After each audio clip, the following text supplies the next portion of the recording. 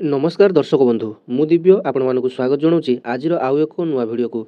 दर्शक बंधु अस्थायी कर्मचारी दरमा प्राय 25% वृद्धि कले राज्य सरकार। तेबे राज्य में जो लक्ष लक्ष आउटसोर्सिंग कर्मचारी माने अछंती तेबे दीर्घ दिन दाबी करि आसुथिले सेमानंकर पारिश्रमिक वृद्धि करिया पई। तेबे राज्यर नुआ सरकार मोहन सरकार सेमानंक दाबी को किछि मात्रा रे मानि निचंती। तेबे पूर्वरु अस्थायी कर्मचारी मानकु स्थायी नियुक्ति सहित वर्धित दरमा बा नुआ स्लाब दरमा देवा पई दाबी करुथिले।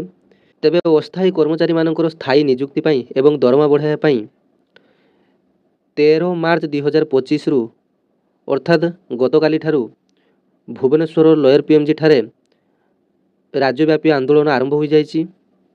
तेबे सेथिरे दाबी रहितला जे सेमानकु स्थायी नियुक्ति एवं दरमा वृद्धि प्रसंग।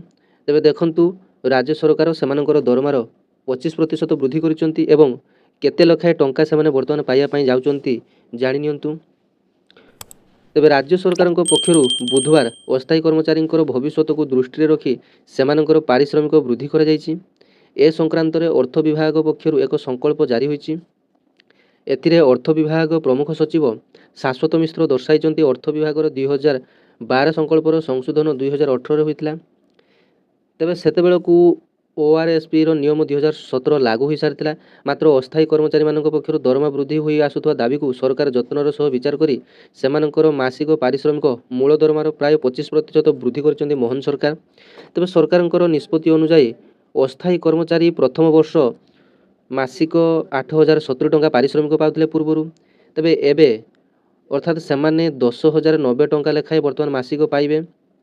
तेबे द्वितीय वर्षर कर्मचारी पारिश्रमिक 8480 टंकार 10600 टंका को वृद्धि करा जाइछि।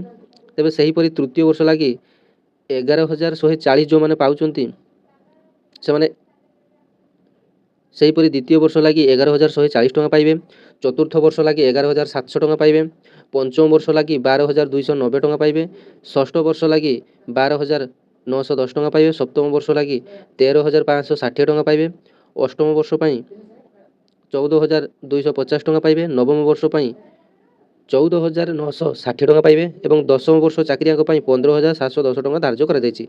एही क्रम रे 11 वर्ष लागि 16500 टंका, 12 वर्ष पई 17330 टंका, 13 वर्ष लागि 18200, 14 वर्ष लागि 19110, 15 वर्ष लागि 20070 टंका एवं 16 वर्ष पई 21090, 17 वर्ष लागि 22150 टंका, 18 वर्ष लगी 23260, 19 वर्ष पई 24430।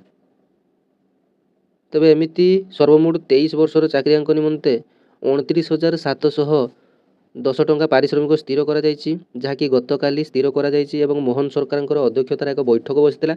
से बैठक रे गुरुत्वपूर्ण निष्पत्ति निया जायछि एवं आगामी आंदोलन को लक्ष्य करी ए निष्पत्तिटी निया जायछि। तेबे दरमारे आहुरी वृद्धि करिबा सरकारंकर आवश्यकता रहिछि। तेबे स्थायी नियुक्ति देवा मध्य विधिसंगत, कारण अस्थायी नियुक्ति देले कर्मचारींकर भविष्यत उपरे बहुत कुप्रभाव पकेइब। तेणु सरकार जहाँ भी नियुक्ति दौरान कॉन्ट्रैक्चुअल बेसिस न दे बा आउटसोर्सिंग माध्यम नियुक्ति न करी सरकारी स्तर अनुसार सरकारी मान अनुसार नियुक्ति करंतु। तेबे दर्शक बंधु एटा थिला आपण मानको पाई इनफॉरमेशन। वीडियोटी भल लागिले अन्य मानको शेयर करिवे। धन्यवाद। जय जगन्नाथ।